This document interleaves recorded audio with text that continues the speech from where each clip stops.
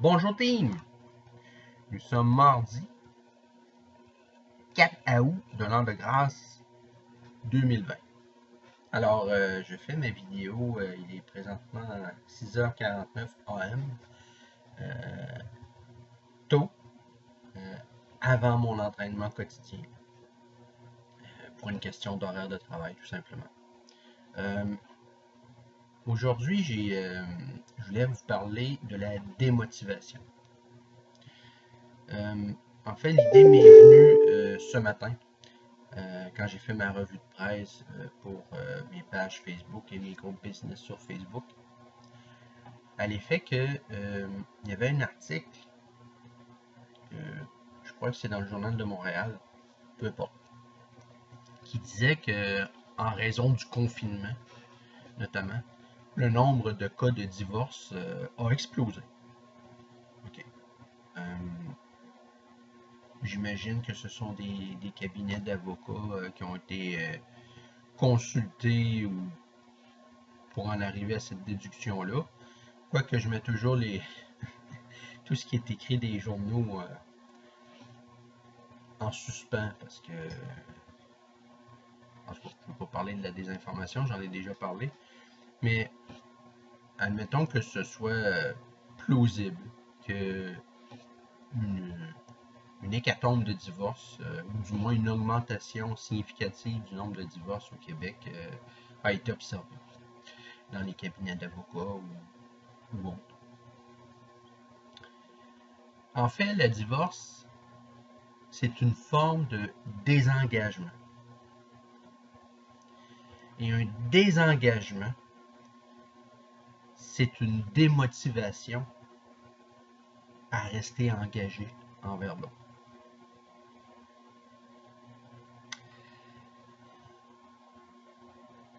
Un mindset positif va voir le désengagement, que ce soit au travail ou envers la bien-aimée, comme étant une situation qui lui offre une opportunité d'avoir une vie nouvelle en libérant l'autre de cet engagement mutuel. C'est la même chose au travail. Un désengagement dans son travail peut être l'opportunité de donner sa démission parce que le désengagement finit par être démis de son travail parce que le travail n'est plus là, le rendement n'est plus là, la productivité n'est plus là, ça ne nous intéresse plus. Alors, on parle de la démotivation aujourd'hui dans cette vidéo parce que le confinement a amené toutes sortes de problèmes, notamment des divorces. La vie matrimoniale au 21e siècle n'est pas chose simple, pour plusieurs raisons. D'abord, contrairement à il y a 100 ans, le rôle de la religion est devenu moins significatif en termes d'engagement. Ensuite, les critères de chacun sont devenus plus exigeants envers la personne que l'on considère être la bien-aimée. Donc, on exige beaucoup de l'autre. Troisième raison pour laquelle c'est pas évident la vie matrimoniale au 21e siècle, ce sont les exigences de la société au plan du travail, de la productivité, qui amènent des tensions financières dans les couples. Et ces trois grandes raisons-là, il y en a d'autres, mais ces trois grandes raisons-là dont je vous fais part aujourd'hui, ça a un impact sur le mindset positif, mais en même temps, ça peut être une source de démotivation, notamment dans son entraînement au quotidien, dans son alimentation, la perte de sommeil et évidemment la santé, globalement parlant. Donc, avec un mindset positif, ça ne veut pas dire qu'on va empêcher ces changements-là, mais c'est dans l'attitude par rapport à la situation. Je vais m'expliquer. Le mindset négatif va voir le divorce comme un désengagement qui l'amène à des changements qu'il ne souhaitait pas faire là. Qui va l'emmener, par exemple, à garder des enfants, qui va l'emmener à revoir, ben là, au plan budgétaire, on ne partage plus en deux, fait que je vais avoir peut-être plus de frais. Un négatif. Celui qui a un mindset positif va voir le divorce comme étant l'opportunité de se donner de nouveaux défis. Donc, il a confiance dans la vie. Ça veut dire que de nouvelles choses ou de nouvelles personnes vont apparaître dans sa vie.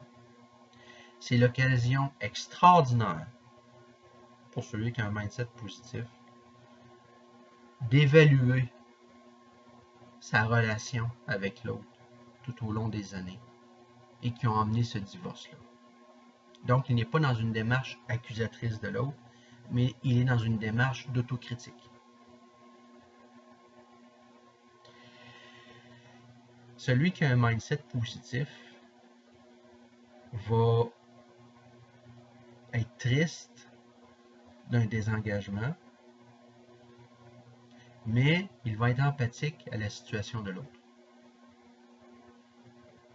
Alors, du divorce vient un désengagement envers l'autre et cela amène la démotivation.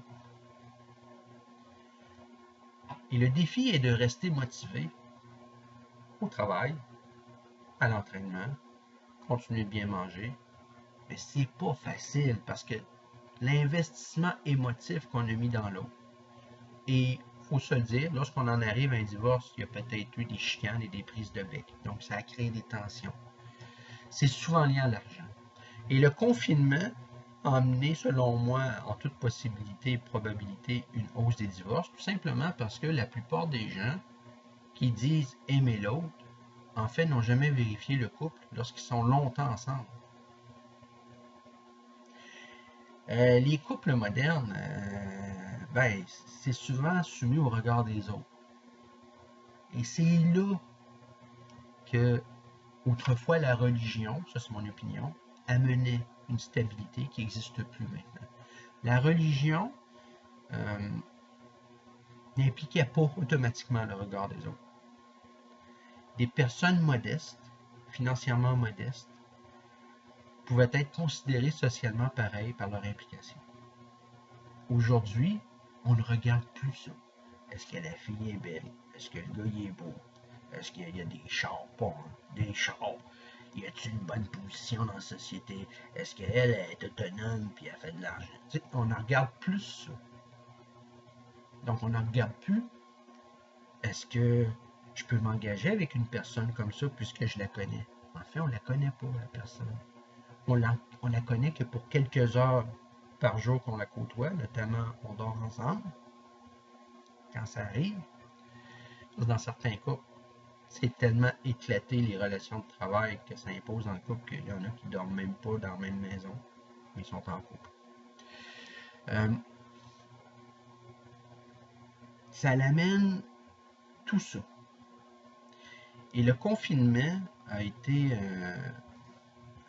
un échec au plan du mieux vivre entre les couples, les gens qui sont en couple. Je pense que c'est une évidence. Alors, comment pallier à la démotivation? D'abord, moi, je pense que lorsqu'on fait face à un divorce qui nous affecte, donc ça veut dire qu'on n'a peut-être pas commencé à concevoir la situation, puisqu'on est encore très lié émotivement à l'autre, je pense que ce serait peut-être bien de prendre une pause professionnelle pour la personne. C'est un conseil que je donne. Les psychologues ou d'autres personnes plus qualifiées que moi pourraient proposer d'autres choses. Moi, je vous dis ça, que si j'étais dans cette situation-là, je prendrais une pause. En fonction de mes critères à moi, Je m'organiserais, par exemple, pour que les mensualités se payent pareil, mais je vivrais plus modestement le temps de vivre la situation, mais aussi de gérer la transition entre la vie de couple et de vivre seul, au plan émotif, mais aussi au plan financier, les enfants s'il y en a. C'est des choses qu'il faut considérer. C'est un changement qui est important. Puis il y a des gens actuellement qui regardent ma vidéo, puis qui sont peut-être en train de se rendre compte que le confinement leur a mis une vérité en pleine face. La fille avec qui je partage ma vie depuis 5, 6, 10 ans, je l'aime pas tant que ça. Puis le gars, c'est la même chose. Finalement, le gars avec qui je partage ma vie, ben, moi, je le trouve plus vraiment sexy. Les relations sexuelles, ben, c'est comme devenu une liste d'épicerie, etc. Donc, l'amour platonique s'est installé, c'est devenu une grande amitié. Puis finalement, dans certains cas, c'est même plus une amitié, c'est devenu des relations froides, voire chicanières. Alors, je pense que c'est important de rester motivé malgré tout parce que vous avez des obligations. Alors, pour avoir un mindset positif dans ces situations-là, c'est de se donner du temps. Donc, d'accepter avec résilience une situation que l'autre vous impose, peut-être, ou d'un commun accord. D'éviter les tensions. Ça, c'est super important. OK? C'est souvent des jeux de pouvoir qui nous amènent à des divorces. Pas toujours. Des fois, ça peut être la maladie. Mais bon. Mais je veux dire, règle générale, c'est des jeux de pouvoir. Alors, la meilleure façon d'éviter de subir un pouvoir de l'autre sur soi, d'abord, c'est ne pas lui en imposer à lui. Ça, c'est bien important à comprendre, parce que les gens sont souvent dans l'action-réaction. Il veut agir avec pouvoir sur moi, donc je vais lui mettre je vais avoir du pouvoir sur l'autre. Non. Il va avoir du pouvoir sur vous, alors vous, vous devez avoir du pouvoir sur vous. Et c'est là que le mindset positif fait la différence avec le mindset négatif. Laissez faire l'autre avec ses jeux de pouvoir. Vous, avez-vous du pouvoir sur votre vie? Est-ce que vous avez du pouvoir sur vos choix? Etc. Alors, ça commence là. Ensuite, dans toutes les activités que vous aimez faire sans la personne, pour un certain temps, faites-en plus de ces activités-là. Exemple, si vous aviez l'habitude de faire des exercices, votre training quotidien seul, que vous n'alliez pas faire du jogging dehors avec votre partenaire avant d'aller au travail ou quoi que ce soit, que vous faisiez seul, faites-en plus. Rajoutez un 10 minutes de plus chaque jour. Vous faites 2 séances dans la journée de ça. Parce que vous allez vous identifier à vos choix et à vos préférences et tranquillement, vous allez vivre la nostalgie de ce que vous aimiez avec l'autre. Donc, vous ne serez plus dans un rapport de pouvoir, mais dans un rapport de réappropriation de votre vie célibataire. Et tranquillement, vous ne chercherez pas à combler le vide, mais vous allez prendre tout ce temps-là pour faire l'autocritique nécessaire de votre dernière vie de couple et comment vous allez voir, si vous avez des enfants, comment vous allez voir cette relation-là aussi avec les enfants, parce que c'est important de tenir compte des enfants. Et je dirais, demandez de l'aide si c'est nécessaire. Il n'y a pas de honte. Si vous voyez que c'est dur de vivre un divorce, là, peu importe, homme ou femme, là, parce que vous avez encore l'impression d'aimer l'autre, mais que l'autre vous aime plus, demandez de l'aide. C'est bien important. Mindset positif ou négatif, ça n'a pas d'importance. L'aide peut être importante pour faire les bons choix dans ce qui va venir. Alors, c'est ça que je voulais vous parler aujourd'hui, team. Le confinement, moi, je fais partie de ceux qui pensent que c'était une... Ben, en tout cas, aussi long, là, c'était une mauvaise idée. Puis, de plus en plus, on s'en rend compte que confiner massivement les populations à l'échelle planétaire, ce n'était pas une bonne idée. Bien sûr, on ne tiendra pas compte de mon opinion, mais je pense qu'on est plusieurs à le penser, que ça a été finalement un mal, mais qui permet des changements, voyons-le comme ça. Mais je pense que si on a beaucoup de divorces comme ça c'est le mindset positif de Stéphane qui le dit, c'est que ça l'a permis de voir qu'il y avait beaucoup de gens qui sont ensemble, mais pas pour les bonnes raisons. Ils sont souvent ensemble pour le regard des autres et non pas pour ce qui fait vibrer l'autre. Parce que lorsqu'on aime vraiment quelqu'un, vraiment, je pense qu'il y a des crises qui méritent d'être traversées ensemble puis de se redonner une nouvelle chance. Quand ça, c'est plus possible, ben, il y a des questions et des autocritiques de part et d'autre à faire. Alors, je vous souhaite une belle journée là-dessus, OK?